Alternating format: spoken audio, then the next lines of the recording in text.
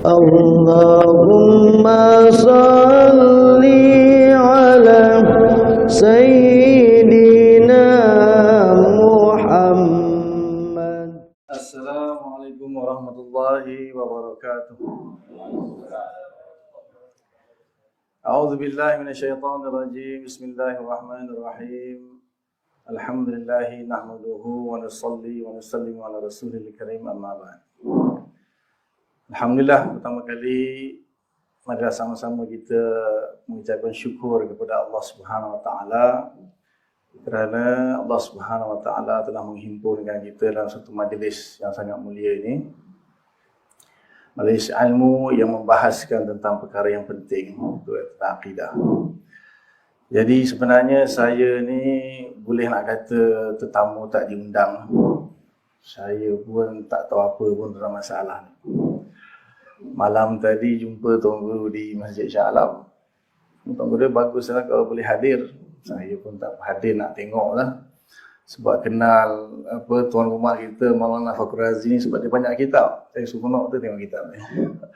Mungkin balik dia dapat hadiah sikit Guru, mana tahu. Pernah jumpa Maulana di pesta buku di PWTC, kalau Maulana ingat lah. Antara kitab yang dibeli masa tu Al-Ilalul Mutanahiyah Ibn Jauzi. Jadi Maulana tolong tak saya tunjukkan kedai-kedai booth kita Arab. Mungkin ingat tak ingat lagi lah. Jadi saya rasa berterima kasih lah kerana sebenarnya sepatutnya saya tak layak duduk sini. Duduk sebelah Tuan Guru lagi, berhadapan dengan Maulana besar di sini. Ada kawan saya lagi hebat ni kat bawah ni dua ni. Tapi buat macam mana dah takdir lah kot duduk kat sini. Jadi Alhamdulillah lah dan terima kasih kerana beri peluang. Jadi saya sebenarnya tak prepare apa pun. Cuma saya nak cakap sikit je lah. Seperti mana permintaan Tuan Guru, jadi saya cakap sikit lah. Jadi di dalam akidah ini kita ada usul akidah, furu' akidah. Usul akidah, furu' akidah. Kat situ faham kan? Usul akidah dan furu' akidah. Usul akidah bermakna akidah-akidah yang mana kalau kita mengingkari akidah tersebut, kita dianggap kufur. Kita boleh dihukumi kufur. Dan kemudian ada furu' akidah. Cabang-cabang akidah. Yang mana kalau kita menyalahi furu'-furu' akidah tersebut atau tidak bersetuju dengan furu' tersebut, tidak akan sampai tahap dikafirkanlah.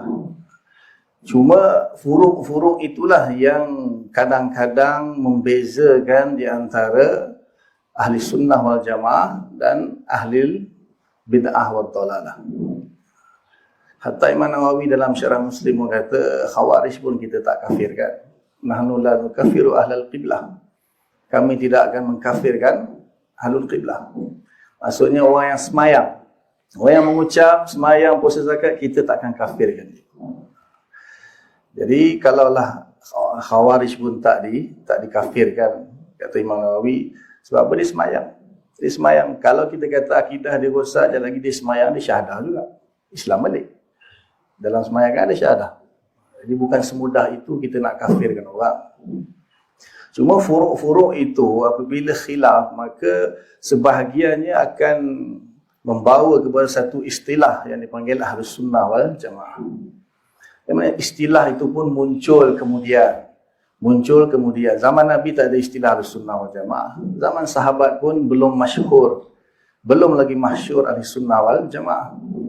Adapun apabila muncul fahaman-fahaman seperti Khawarij, Syiah, Mu'tazilah, Qadariyah, Jabariyah, Mujassimah, Musyabbihah, Mu'attilah, Jahmiyah, tumbuh macam cendawan tumbuh lah kot.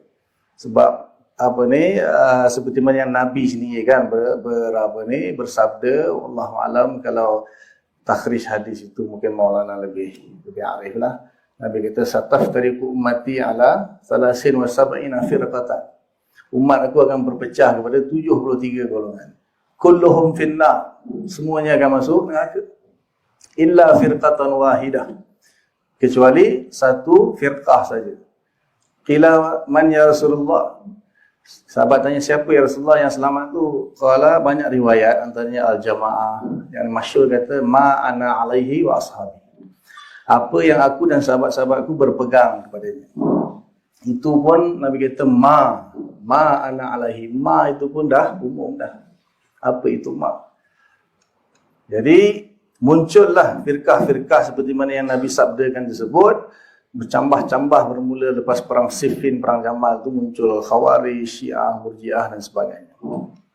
Akhirnya terlalu banyak kelompok-kelompok itu keluar, maka siapakah yang baki, yang masih berpegang dengan sunnah Nabi dan para sahabat itu, siapa dia? Nak panggil apa? Maka muncullah di situ gelaran Ahlus Sunnah wal Jamaah.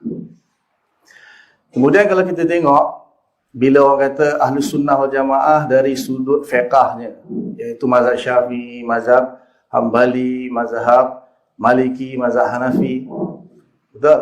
Jadi apabila kita kata Ahlus Sunnah wal Jamaah itu mazhab Hanafi, mazhab Maliki, mazhab Syafi'i, mazhab Hambali, adakah yang sebelum tu bukan Ahlus Sunnah wal Jamaah? Kan? Bila kita kata mazhab Syafi'i Ahlus Sunnah wal Jamaah, mazhab Hambali Ahlus Sunnah wal Jamaah, mazhab Maliki Ahlus Sunnah wal Jamaah, mazhab Hanafi Ahlus Sunnah wal Jamaah, betul? Habis yang sebelum tu bukan Ahlus Sunnah wal Jamaah. Jadi bukanlah bila kita kata Ahli Sunnah wal Jamaah itu mazhab Syafi'i, mazhab ni dalam fiqh saja, kita bagi contoh dalam fiqh. Bukan bermakna sebelum tu bukan Ahli Sunnah wal Jamaah. Masyhur satu mazhab ataupun satu kumpulan ulama yang mempunyai manhaj di dalam fiqh. Mempunyai manhaj di dalam memahami ayat Quran dan hadis untuk mengumpulkan fatwa-fatwa ijtihad dalam fiqh. Munculnya mazhab-mazhab ni bahkan bukan 4 mazhab saja. Kalau baca sejarah tasyri' Islami, berpuluh-puluh. Mazhab Laith bin Sa'ad ada, mazhab Imam Auza'i ada, mazhab Imam Tabari lah kata ulama yang terakhir sekali 310 Hijriah. Sama juga dalam akidah. Bila kita kata mazhab akidah, ada orang kata mazhab Ahli Sunnah wal Jamaah dalam akidah hanya mazhab Asy'ari, Maturidi. Itu pun tak betul sebenarnya. Itu pun tak tepat. Adakah orang yang sebelum zaman Imam Asy'ari, Imam Maturidi itu bukan Ahli Sunnah wal Jamaah? Tidak. Adapun masyhur di kalangan ulama, iza utliqa, kan kata Imam Zabidi. Itu Imam Zabidi pun datang mutaakhirin. Iza utliqa Ahlus Sunnah wal Jamaah wal murad Asy'ariyah wal Maturidiyah, itu masyhur saja sebab Asy'ariyah dan Maturidiyah ni ada manhaj untuk kita kata apa, mengalahkan ataupun berdebat dengan firqah-firqah batilah tersebut. Terutamanya Mu'tazilah, Jahmiyah, Qadariyah, Jabariyah, apa lagi, Mujassimah, Musyabbihah, macam-macam lagi. Bangkitnya dua imam ni membuat satu manhaj untuk menentang firqah-firqah batilah. Adapun di zaman Nabi dan zaman sahabat belum muncul lagi lah. Tak adalah kita kata tak muncul langsung. Mungkin kita kata dah ada lah muncul, tapi tak zahir. Tak zahir macam mana pada kurun yang ketiga dan keempat tu dah sampai ke muncaknya. Sampai kan semua tahu kan dalam sejarah. 3 khalifah, Khalifah Ma'mun, Mu'tasim billah dengan Wasiq billah, berpegang dengan fahaman Mu'tazilah. Berapa belas tahun tu. Sampai ulama-ulama Ahli Sunnah wal Jamaah dipenjarakan. Dipenjara, dipaksa kata Al-Quran ini makhluk dan macam-macam lagi. Jadi bangkitlah dua orang imam ni, cerita dia panjang, saya masa pun tak banyak kan. Bangkit untuk menentang firqah batilah ini, akhirnya menegakkan semula akidah Ahli Sunnah wal Jamaah, akidah salafus salih. Cuma di dalam pendekatan untuk memahami. Pendekatan untuk memahami masalah-masalah akidah yang ditimbulkan, seperti ada kelompok yang memahami zahir ayat akhirnya menjadi Mujassimah. Ada kelompok pula yang menafikan tugas sifat jadi Mu'attilah ataupun Jahmiyah. Jadi Mu'tazilah, macam-macam lah pecahan. Jadi dah macam-macam dah timbul. Macam-macam fahaman yang baru sudah pun timbul dalam Islam. Walaupun salafus soleh tu mereka, kalau Ustaz Maulana kita baca tadi, dia kata amiru kama ja'a. Zaman salafus soleh tu kalau amiru kama ja'a, qira'atuha, tafsiruha, tak ada masalah. Tetapi kenapa boleh munculnya orang yang dibaca Al-Quran akhirnya terbentuk Mujassimah? Itu sabit dalam sejarah. Datang dari mana kelompok Mujassimah? Kenapa dia jadi Mujassimah? Dan kenapa datang satu mazhab pula menafikan sifat pula? Kenapa? Jadi ada sebab-sebab dia. Walaupun ada sekarang kata kami berpegang kepada mazhab salaf. Berpegang kepada mazhab salaf. Bagi saya, orang yang betul-betul memahami mazhab salaf, dia berpegang dengan mazhab salaf, tak ada masalah. Cuma persoalannya, adakah dia betul-betul memahami mazhab salaf? Adakah dia betul-betul memahami mazhab salaf? Itu persoalan dia. Minum sekejap Contohlah, ni pendapat saya lah, wallahu a'lam. Apabila salaf kata amiru kama ja'a. Faham maksud dia? Amiru kama ja'a. Faham kan? Semua pandai bahasa Arab. Dia kata Maulana dengan Tuan Guru semua pandai bahasa Arab. Amiru kama ja'a maksud dia apa? Ha? Ya, Maulana semua tahu lah. Ni yang dengar ni. Apa benda Ustaz tu amiru kama ja'a. Nama orang ke apa dia? Amiru kama ja'a, faham? Apa dia? Ha? Lalukan sajalah kama ja'a seperti mana dia datang. Maksudnya apabila Al-Quran kata Ar-Rahman wala arsyistawa, so maksud dia apa? Ar-Rahman wala arsyistawa. Yadullah fawqa aydihim, apa maksud dia? Yadullah fawqa aydihim. Masalahnya orang bila kita Ar-Rahman istawa, apa dia? Allah duduk atas arasy.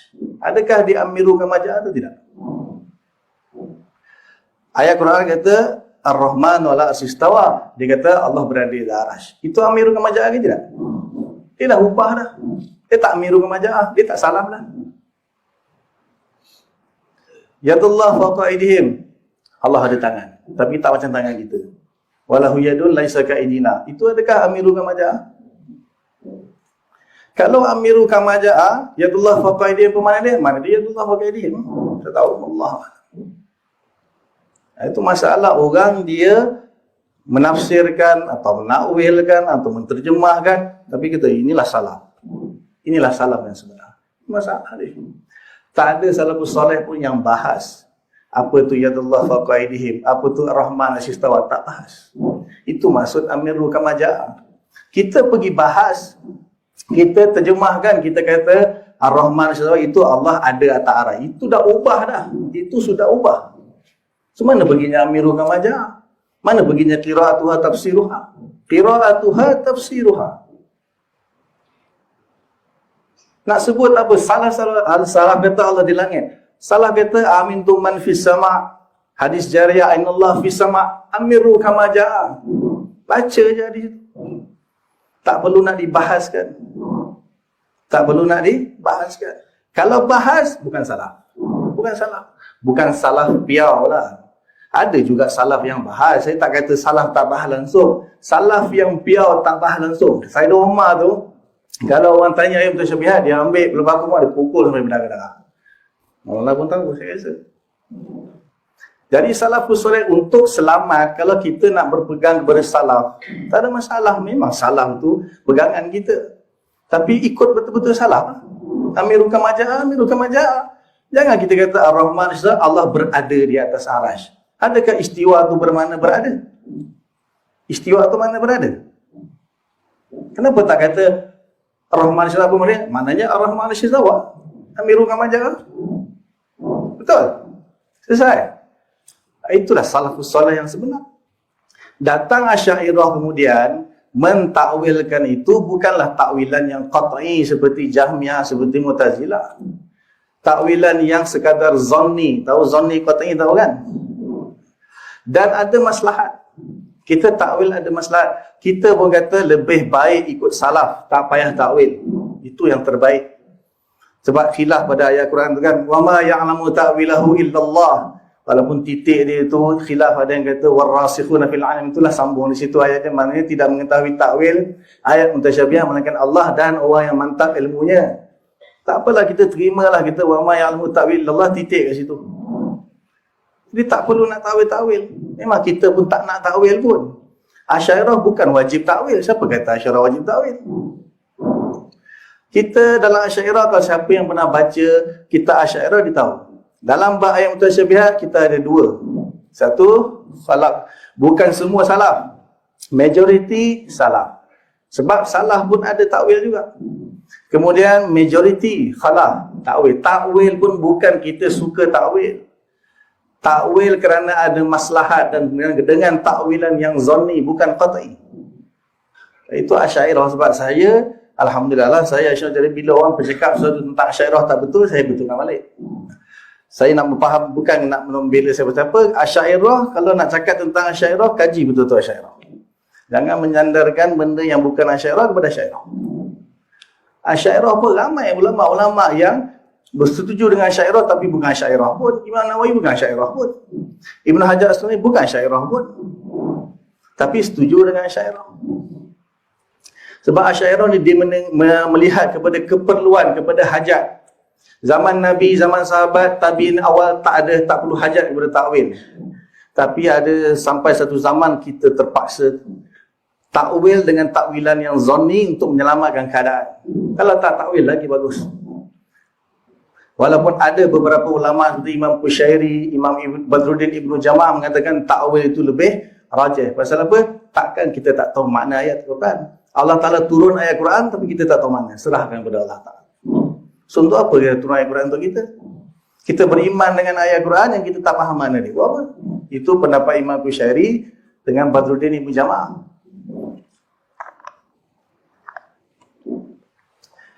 Tapi dalam bab macam ni pun, walaupun sama ada dia kata Allah ada atas arash ataupun duduk atas arash tu, adakah dia termasuk dalam usul akidah atau furu' akidah?